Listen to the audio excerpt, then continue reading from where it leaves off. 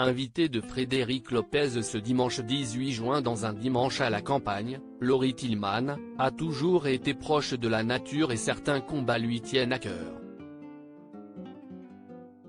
Pourtant, il y a des sujets sur lesquels l'animatrice et ancienne Miss France regrette d'avoir pris la parole médiatiquement, comme elle le confie à Télé Loisirs. Laurie Tillman est sur tous les fronts.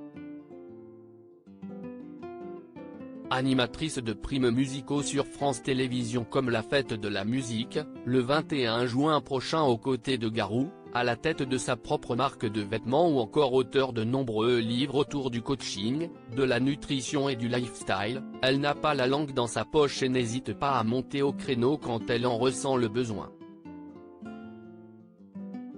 La Bretonne a poussé un coup de gueule autour de la question de l'écologie. Laurie Tillman, je me retrouve à regretter d'avoir pris la parole médiatiquement.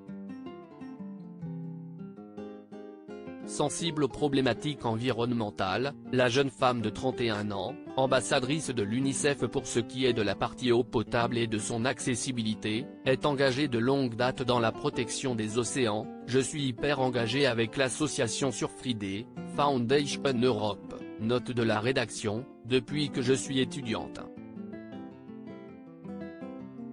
Par ailleurs, elle précise, j'ai commencé à créer une association écologique avant Miss France, j'étais étudiante et j'avais créé un pôle écolo alors qu'on n'en parlait pas encore. Pourtant, si le combat continue pour elle, Laurie Tillman doit faire face à de nombreuses critiques. Aujourd'hui, je me retrouve à regretter d'avoir pris la parole médiatiquement sur la partie écologique parce qu'on démotive l'action voire on motive l'inaction plutôt que d'encourager les petits gestes du quotidien. Et ça c'est abominable, nous explique-t-elle. Laurie Tillman, l'ancienne Miss France révèle souffrir d'éco-anxiété. La sportive, qui s'est récemment blessée dans un accident de surf, regrette cette pression à devoir en faire toujours plus pour ne pas être critiquée. Je pense qu'il y a un truc aussi. Cette espèce de pureté militante. Si est à celui qui sera l'écolo parfait. Ce n'est pas ce qu'on demande aux gens.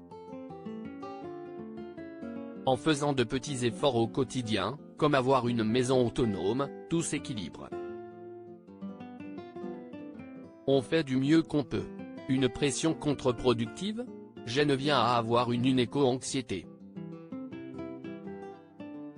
Tout à l'heure, par exemple, lors d'une séance photo, note de la rédaction, j'avais ma gourde mais je ne pouvais pas la remplir parce qu'il n'y avait que de l'eau chaude.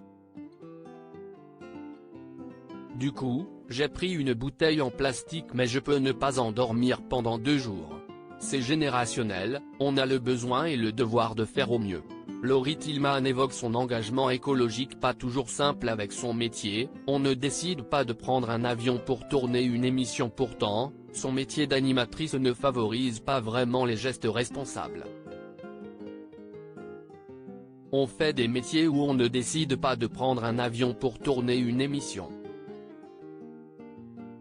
Concrètement, si je peux ne pas le prendre, je l'évite au maximum. En France, par exemple, je ne prends plus l'avion, et je roule à vélo tous les jours. Nous dit-elle. Et d'ajouter, bien sûr, avec les productions, on essaie d'éviter le plastique et de privilégier le carton. De façon plus personnelle, l'ex-reine de beauté fabrique également ses propres produits d'entretien mais elle a conscience que cette démarche n'est pas accessible aux mères de famille. Je n'ai pas d'enfants donc j'arrive à trouver le temps de les faire. Et je ferai mon maximum, mais à un moment donné, si j'en ai, cela deviendra compliqué logistiquement.